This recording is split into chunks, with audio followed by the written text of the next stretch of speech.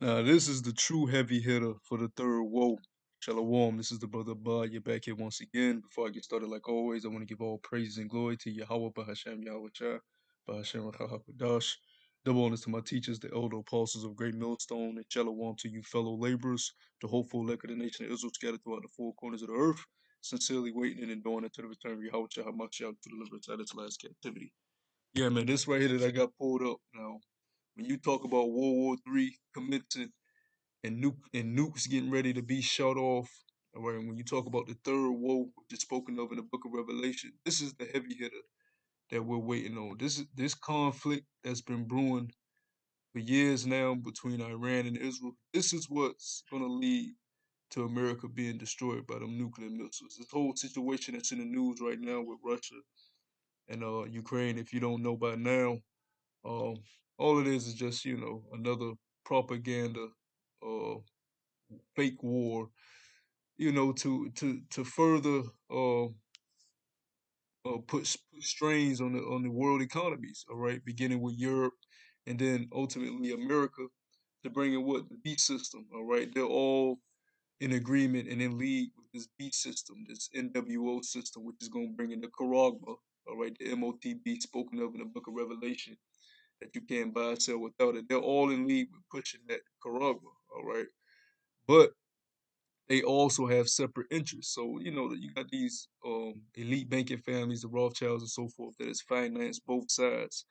But when you look at these countries, America and Russia, Iran, Israel, they all have their own interests in mind, these NATO countries, all right, of things that they want to do on the earth. But they're all in league with this NWO system. But this right here, all right, when this conflict kicks off, that's when you know that third world's gonna commence. All right, but right now the prophecy that we're waiting on is that Karagma, which this whole situation with Russia and Ukraine is gonna fast forward us to that. All right, you're gonna see these dominoes start to fall quickly.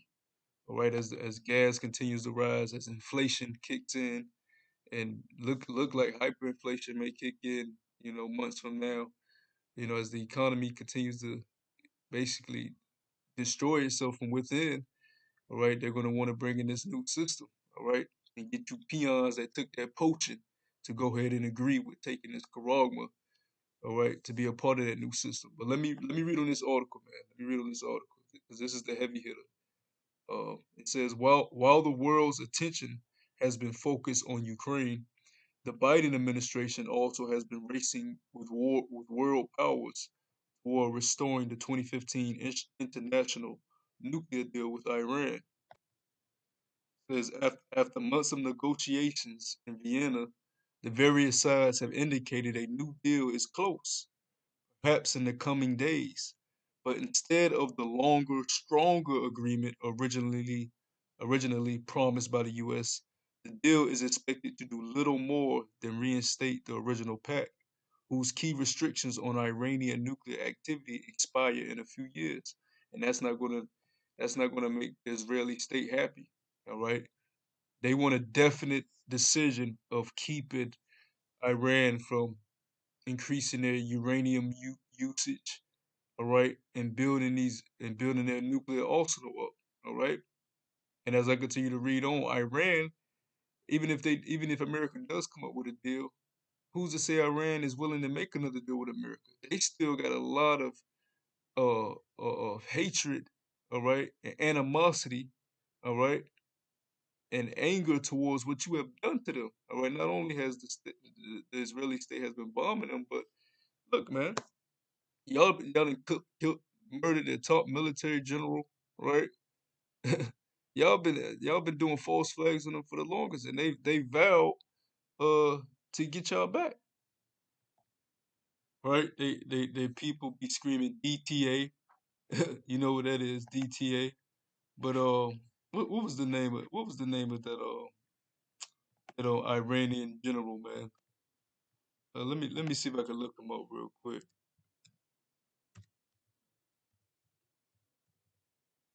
Yeah, this guy here. They're still mad about this. All right, the top general being murdered. Right, right. And look at this headline. Look at this headline. Straight directed it to the woman that rides upon the beast. America says U.S. strike on Iran general was unlawful. All right, that's what it says. The UN expert says. So they still have animosity and hatred to what you did, and not only the top general, but what is that? The nuclear scientist. What was that in 2020? What is that, man? What is that? Yeah, let me see. Yeah. Iranian nuclear scientist killed by you know the automated gun of those Amalekites over there in the land of Israel, right? And on Wikipedia it says between 2010 and 2012, four Iranian nuclear scientists were assassinated. So they've been killing their nuclear scientists, trying to keep them from building up their nuclear arsenal. But in 2020 they took out the top nuclear scientists, man. So look, man, this is what we're waiting. This is that heavy hitter that's lingering in the background. See, the Lord has all these. He has the prophecies that you're seeing jump off the pages now. They're all working in unison at once. All right, the charagma. All right, the institution of this beast system, Jacob's trouble, and the third woe.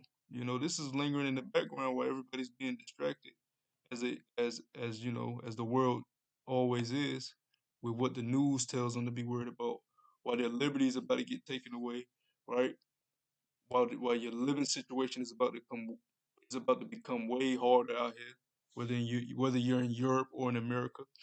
All right, let's continue with this. It says, this modest accomplishment appears to be the best the Biden administration can hope for at a time when it is restrained by Congress at home and overwhelmed abroad with the Ukraine crisis and longer-term challenges such as China and climate change.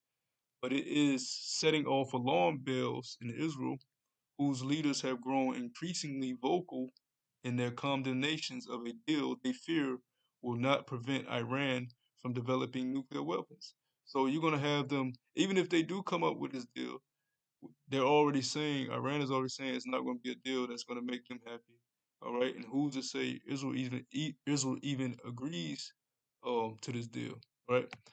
It says the emerging deal, as it seems, is highly likely to create a more violent, more volatile Middle East. Israeli Prime Minister Naftali Bennett said this week. So look, they already letting you know. Look, whatever deal you come with, it's all they're gonna do is make this area more violent. Hey, look, we know how them Amalekites get down. Man, that's Esau, that's Edom. All right, they make the first blows any goddamn way. Hey, I think it's time to put that scripture out because they always strike first any damn way, but they try to act like Iran is the problem, right? Because this is that heavy hitter waiting in the background. When this happens here in Jeremiah chapter 50, then you're gonna see that third war commence. This is Jeremiah chapter 50, verse straight to the point. Straight from the point. Straight to the point. It says Jeremiah chapter 50, verse 45. It says, therefore heed the counsel of the Lord that he have taken against Babylon, and his purposes that he have purposed against the land of the Chaldeans, which is the Americans in today's time. Surely the least of the flock shall draw them out. Yeah. The least of the nation of Edom, the Amalekites, over there in the land of the Israeli state today. Surely the least of the flock shall draw them out to where? The valley of Jehoshaphat, Yahweh Shaphat in the Hebrew, the Lord's judgment. Surely he shall make their habitation desolate with them. So when something is gonna happen, when they think they about to achieve their NWO and got this B system set up and rolling, right, and got a lot of people inserted with that charagma. All right, something is gonna happen between Iran and those Israelis, man, to kick off this third war, and that's gonna drag in the heavy hitter America and the other heavy hitter, Russia. Let me get that precept, because remember, Russia is a guard unto its allies, right? Ezekiel 38, just like it was a guard to Syria. All right, when America wanted when America wanted to get Assad out of Syria because he didn't agree with the with Assad's decision to go with Russia's idea for the pipeline. Uh, since Assad didn't want to do the deal with America's pipeline, they wanted to get Assad out of there, so they painted him as a boogeyman. But when they tried to do what they did to Gaddafi to him, right, and other people that they've done, um, that they've murdered by setting up these fake rebel groups, ISIS, ISIL, and the Taliban, all this shit. Right? They tried to go in Syria with that bullshit. Assad is gassing his people and so forth and so on. We need to go in there and save them. When they tried to go in there with that bullshit, them lies, Russia already knew what bullshit they was coming with. And Russia came in and stopped that bullshit, man. So let's read why Russia stopped that bullshit. Right? It says speaking about Gog and Magog, which represents Russia, it says be thou prepared and prepare thyself, thou and all thy company that are assembled unto thee, and be thou a guard unto them. Right. So just like Russia was a guard unto Syria, Russia's definitely gonna be a guard unto Iran. So you're gonna have America getting pulled in and Russia getting pulled in. All right. So let's continue to read on this. It says how we got here. The 2015 agreement, spearheaded by former President Barack Obama, aimed to prevent Iran from being able to build a nuclear bomb. It offered Iran relief from harsh economic sanctions in exchange for curbs of 10 to 15 years on its nuclear activities. Iran says its nuclear activities are peaceful. Now, what happened after Barack Obama got out of there and and Trump got in there? What happened? Right?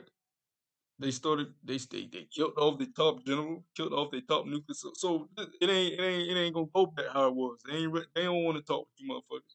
And even if they do agree with this deal, they gonna hey, they got some shit in the back burner. Like fuck these niggas, which they already do any goddamn way. They you damn right they've been using that uranium to build nukes. You damn right. Uh, let me drop down a little bit. It says at Netanyahu's urging, Netanyahu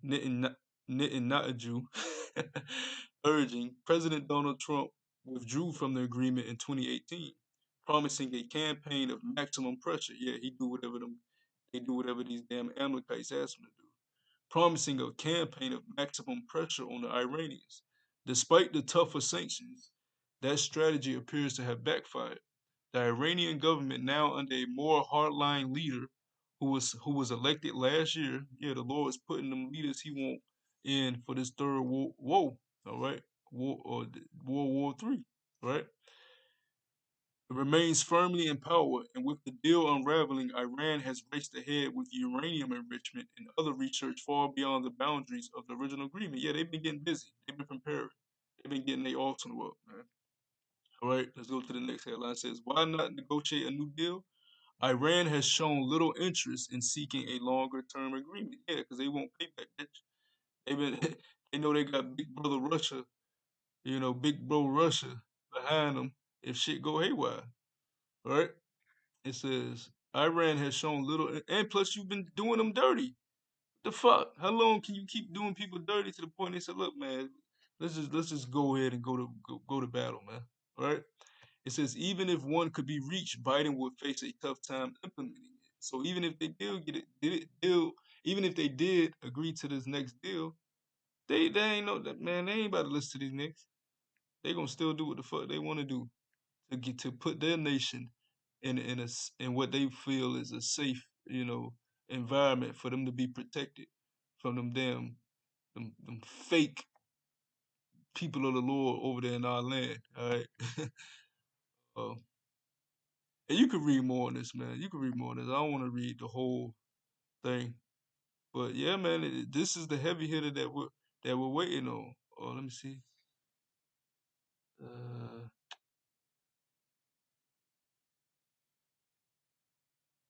yeah, you can read more on this yourself. But hey, regardless of whatever deal they come up with, and this is a fairly new article. Regardless of what deal they come up with, Iran ain't gonna be happy. We already know that. Iran ain't trying to hear that shit.